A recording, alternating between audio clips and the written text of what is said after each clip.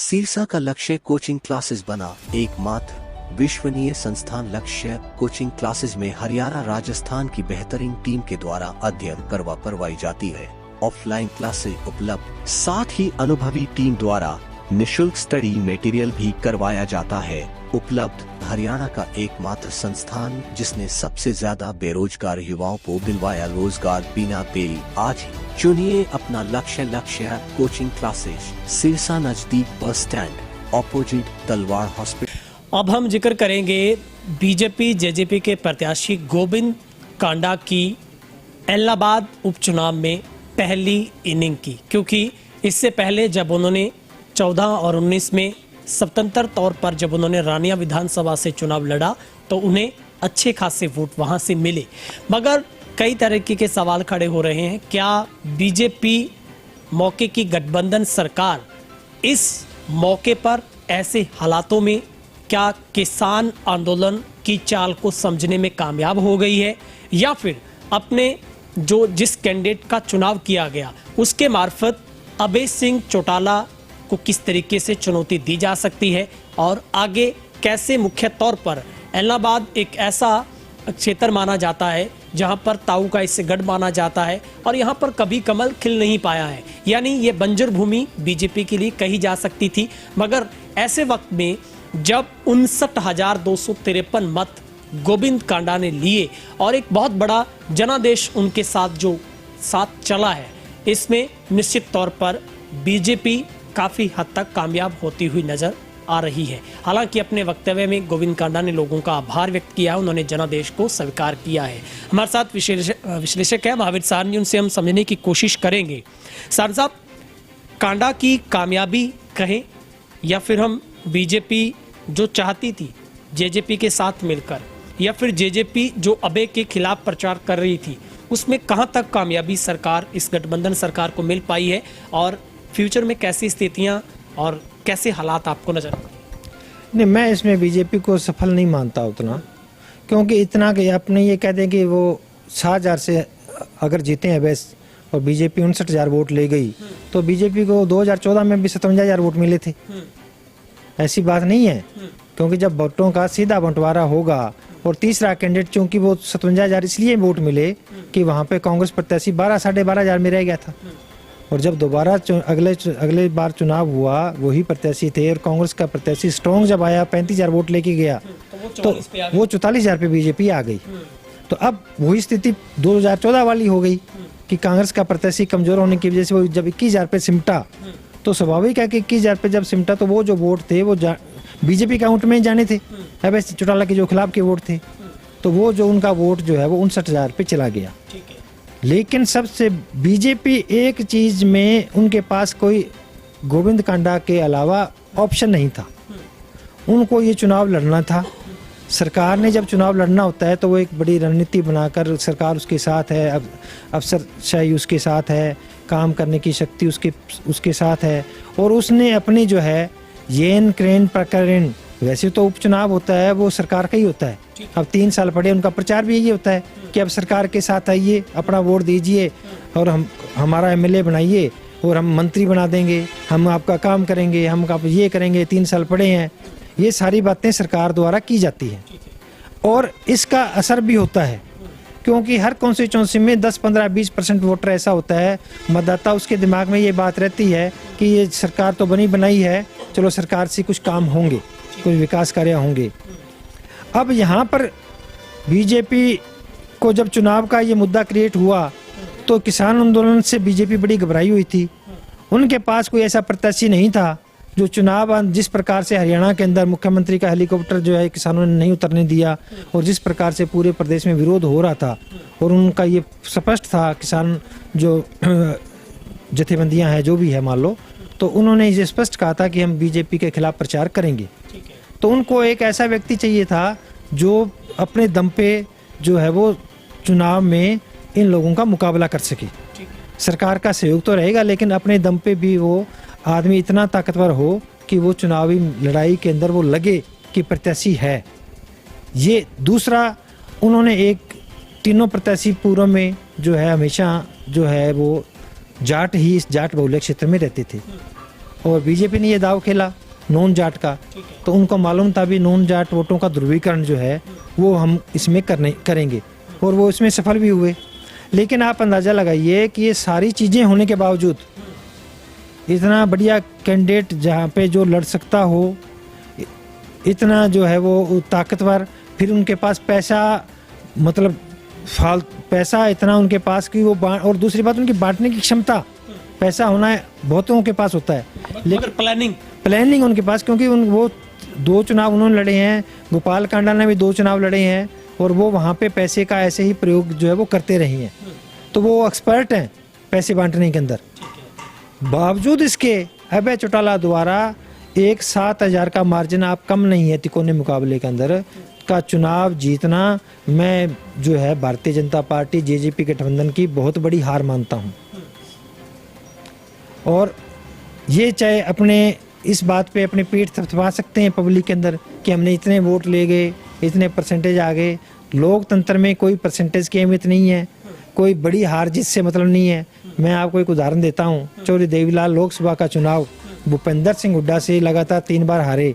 10,000 का मार्जिन था पहली बार, दूसरी बार 2500 का मार्जिन था, तीसरी बार 200 वोट का मार्जिन था। लेकिन 200 वोट लोकसभा क्षेत्र के लिए क्या मायने रखते हैं। लेकिन आज वो 3 बार हराने के बाद में उनकी स्थिति ऐसी पैदा हुई कि वो 10 साल तक प्रदेश के मुख्यमंत्री बने, और इनेलो का रोहतक झज्जर सोनीपत जो बेल्ट है उसमें से आज तक जो है वो दोबारा नहीं पनप पाई। तो अगर हम कहें कि वही भूपेंद्र सिंह हुड्डा, हालांकि बाद में एक इनाम व्यक्ति इंदर सिंह जो थे, कैप्टन इंदर सिंह, उससे 1.5 लाख वोटों से हार गए थे।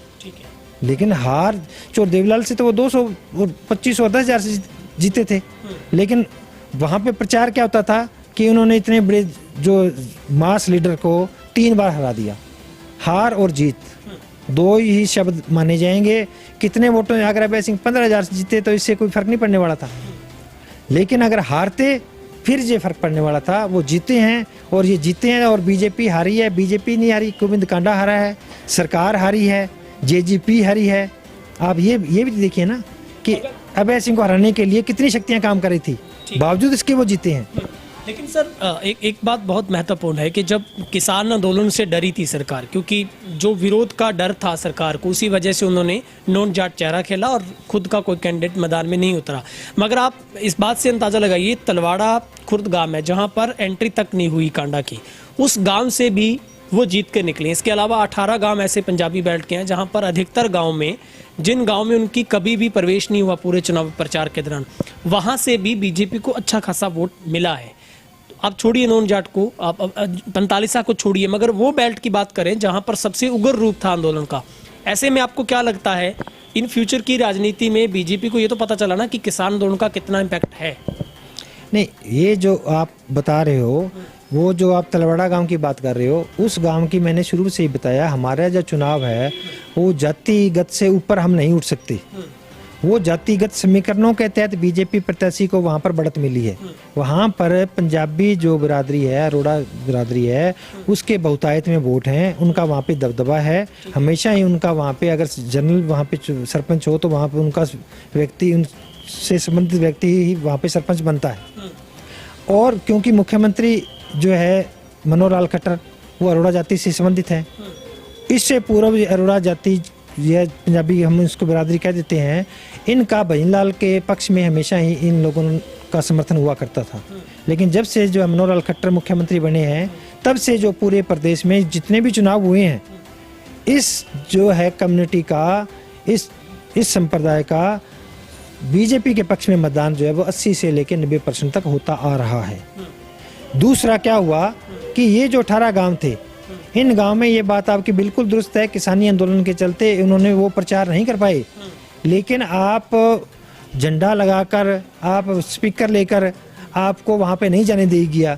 लेकिन आपके जो आदमी हैं वो गाड़ी में वैसे वहाँ पे आना जाना, वो उस पर तो कोई रोक नहीं थी। और कांडा जो बंधु हैं, ये लोग तो माहिर हैं। और इस जो 18 गाँव में क्या था कि जो एक जट बरादरी है, जो वो लोग जो किसानी से संबंधित है, उसके अलावा जो 35-40% जो वोटर था, जो गरीब वोटर था, वो वोटर जो है, उस वोटर को कांडा बंधुओं ने जो अपने पैसे के जाल में जो है उन्होंने फंसाया। और पिछले चुनाव में उनको 9,000 वोट मिला था और इस चुनाव में उनको वैसे 8,000 वोट मिला है। और जैसे सारे हम 4-5 हज़ार से ज़्यादा इस इलाके में उसका वोट नहीं मान रहे थे, लेकिन यहाँ पे जो पैसे की शक्ति ने जो है वो वहाँ पे काम किया है। और अभय सिंह चौटाला को वैसे किसान आंदोलन का यहाँ पे इसी वजह से फायदा भी हुआ है। आज तक के जितने भी चुनाव हुए हैं इस जो है बेल्ट में हमेशा ही अभय चौटाला जो है चुनाव हारते रहे हैं, लेकिन पिछली बार के मुकाबले उनको 3,000 वोट जो है वो फालतू मिले और जो है उनको जो 3,000 की लीड जो है वो इस बीजेपी के प्रत्याशी से उनको मिली है। लेकिन बीजेपी प्रत्याशी को उम्मीद से डबल वोट यहाँ पे जो मिलने का मुख्य कारण है तलवाड़ा गांव में उनको वोट मिलना, उसके अलावा दूसरे गांव में पैसे का खेल होना। ठीक है, ये किसानी आंदोलन की वजह से तो अभय सिंह चौटाला यहाँ पे लीड कर गए अगर, लेकिन पैसे के खेल ने जो है किसानी आंदोलन का जो असर था उसको थोड़ा कम कर दिया है। साहब आपको लगता है कि कांडा की हार में एक और भूमिका जो रही है, जो मुझे लगता है और जो लोग सोचते हैं, बीजेपी और जेजेपी का तालमेल अच्छा नहीं था, फील्डिंग सेट करने में असमंजस की स्थिति में थी, क्योंकि जेजेपी चाह रही थी कि डायरेक्ट तौर पर शहर को छोड़कर सिर्फ 45 या फिर ग्रामीण एरिया में ही चुनाव प्रचार को बढ़ाया जाए, मगर बीजेपी ने सीधे तौर पर सिर्फ जब सीएम साहब भी आए तो उन्होंने सिर्फ शहर को चुना और चुनावी सभाएं उन्होंने डोर टू डोर करने का फैसला लिया। आपको लगता है कि तालमेल की जो स्थिति थी वो सही होती तो कांडा शायद सीट निकाल सकते? नहीं, जेजेपी की वजह से ही कांडा इस स्थिति में पहुंचे हैं, मेरा मानना ये है। जेजेपी ने जितना प्रयास किया हो सकता बीजेपी ने ना किया हो, जो बीजेपी के यहाँ पे 3 धड़े काम कर रहे थे। वैसे कांडा का अपना ग्रुप था क्योंकि वो अभी बीजेपी में शामिल हुआ था, और एक पुरानी बीजेपी जो मूल रूप से बीजेपी वो एक अलग धड़ा था, एक जेजेपी का धड़ा था। तो यहाँ पे 3 धड़ों ने मिलकर चुनाव लड़ा है। 3 धड़ों के अंदर कांडा ने तो चलो वो खुद चुनाव लड़ रहे हैं, उन्होंने तो अपना जो है साम दाम दंड जो शब्द अपना उसने जोर लगाना ही था, इसके तो कहने की बात ही नहीं है। लेकिन जो बीजेपी का पुराना धड़ा और जेजेपी, इन दोनों में से अगर हम ये तय करें कि किसने ज्यादा सही तरीके से प्रचार किया या प्रयास किए, तो मैं जेजेपी को अव्वल मानूंगा। जेजेपी ने चाहे उसका खुद का एक उसमें उनका स्वार्थ रहा होगा कि वो चाहते थे कि अभय चौटाला हारे और आगे की जो राजनीति भविष्य की है उनको देवीलाल और ओम प्रकाश चौटाला का जो वर्चस्व वो राजनीति में था उनका जो आगे जो है सारा उससे जो है अभय चौटाला बाहर हो जाए और उनको जो है उन जो भी हम कहते हैं कि विरासत, वो जो विरासत है वो उनको एक विरासत लेने का, पूरी विरासत पर कब्जा करने का एक बहुत बड़ा मौका था, और वो मौका उन्हें तभी मिल सकता था कि अभय चौटाला जो है राजनीति से इस हारें और राजनीति से बाहर हो जाएं। ये उनका अपना एक खुद का कह सकते हैं मजबूरी रही होगी, तभी उन्होंने ज़्यादा प्रयास किया।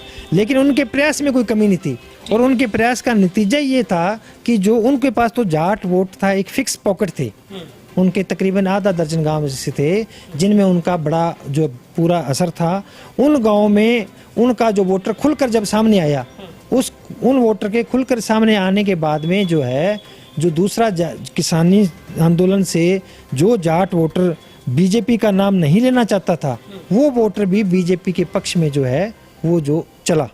इसका फायदा जो है वो जो गोविंद कांडा को हुआ, इसमें मुख्य भूमिका जेजेपी की मानी जाएगी। सर ऐसी स्थिति में तो फिर सवाल ये भी उठता है कि 2024 के मिशन में ये अभी तो आपने पहले जिक्र किया कि एंटी इनकम्बेंसी का भी डर है, क्योंकि ऐसे में लहर कांग्रेस के साथ जा सकती है, INLD के साथ जा सकती है। क्या कांडा ऐसी स्थिति में चुनाव करते वक्त जेजेपी की तरफ नहीं सोच सकते? उनको नहीं लगता कि 2024 में वो बीजेपी के साथ देंगे या जेजेपी के साथ जाएंगे? क्या लगता है आगे की फ्यूचर की राजनीति आप कैसे देखते हैं? नहीं, कांडा का तो चलो बीजेपी में आ गए हैं। अभी बीजेपी के जो पुराने लोग हैं उनको वो बेचारे अब घर बैठे मंथन कर रहे हैं। वो ये नहीं चाहते कि यहाँ पे कांडा ताकतवर हो, और क्योंकि उनके भाई जो गोपाल कांडा है वो सिरसा से विधायक हैं, और जो अब गोविंद कांडा है वो जो है एलनाबाद से मतलब जो है एक सम्मानजनक मत उन्होंने प्राप्त कर लिए हैं, और तीसरा जो है वो रानिया से भी चुनाव लड़ चुकी हैं। तो एक किस्म से आधा से ज़्यादा जो है सिरसा जिला तो उन्होंने 5 विधानसभा में कवर कर लिया है। तो अब सिरसा जिला के अंदर तो वो बीजेपी के जो है वो प्रमुख जो नेता उभर कर सामने आ ही गए हैं। जेजेपी के साथ वो क्यों जाएंगे? वो तो बीजेपी का जो पुराना नेतृत्व है, प्रोफेसर गणेशी लाल जी थे, वो जो है वो राजनीति से समझो एक से गवर्नर बनने के बाद में वो बाहर हो गए हैं, और जो चोपड़ा जी थे अब उनका रुतबा जो है वो उनको अब खतरा है कि जब कांडा जब ताकतवर होंगे तो स्वाभाविक बात है कि जो पुराना बीजेपी का जो वर्कर है वो धीरे धीरे जो है कांडा के साथ जो है वो उनके साथ मिलता चला जाएगा। या तो वो जेजेपी के साथ जाने के बजाय एक बीजेपी राष्ट्रीय पार्टी है। अब राष्ट्रीय पार्टी में अगर एक पूरे जिले के अंदर वो ताकतवर होते हैं तो उन्हें भी जेजेपी जाने की क्या जरूरत है, वो तो बीजेपी के कद्दावर नेता बन के उभरेंगे और स्थिति ऐसी बनेगी कि जो पुराना बीजेपी का जो ग्रुप है वो सारा उनके साथ लग जाएगा। ठीक है सर, आखिरी सवाल है, ऐसी स्थिति में क्या जिसको अभय सिंह अपना गढ़ मानते हैं और बहुत फख्र के साथ वो उन इलाकों में अपने आप को मानते हैं कि उन्हें अगर नहीं जाते तब भी उन्हें वोट मिलते हैं, मगर जब ऐसी स्थिति में गोविंद कांडा ने एक बहुत बढ़िया प्रदर्शन वहाँ पर कहा जाएगा उनका, ऐसी स्थिति में क्या अभय के लिए कोई खतरा आपको नज़र आता है इन फ्यूचर में उनके लिए? क्योंकि जब ग्राउंड अपनी मजबूत गोविंद कांडा फिर से करेंगे, अगर वो लोगों के बीच में रहते हैं, तो क्या आपको लगता है कि अभय के लिए कहीं ना कहीं चुनौतियां हो सकती हैं? नहीं, आम चुनाव में तो अभय सिंह के लिए मैं तो चुनौती नहीं समझता कि जब उपचुनाव हुआ, सरकार आपके खिलाफ है और इतना तमाम प्रयास करने के बावजूद जो है वो अभय चौटाला जीत गए हैं, तो सामान्य जब चुनाव अगले जब चुनाव आएंगे तो तब उसमें सरकार थोड़ी जाएगी चुनाव लड़ने के लिए।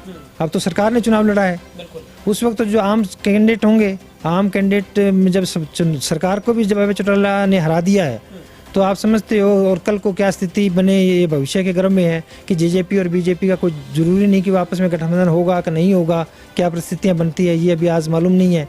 लेकिन अभय चौटाला तो जब ये इन सारी ऐसी परिस्थितियों में, विषम परिस्थितियों में जब जीते हैं, जबकि सारा जो विपक्ष उनके खिलाफ गया, कांग्रेस पार्टी का एक बहुत बड़ा वोट उनके खिलाफ गया, जेजेपी का वोट उनके खिलाफ गया, बीजेपी का वोट उनके खिलाफ गया, कांडा का जो खुद का आधार था वो उनके खिलाफ गया, उसके अलावा सरकार का होना एक बहुत बड़ी बात है कि 3 साल तक एक ऐसा वोटर जो फिक्स जो सरकार में रहना चाहता है, सरकार से काम करवाना चाहता है, वो उनके खिलाफ गया, बावजूद उसके वो जीते हैं। तो मैं तो नहीं समझता कि आगे आने वाले चुनाव में उनके लिए कोई खतरा है।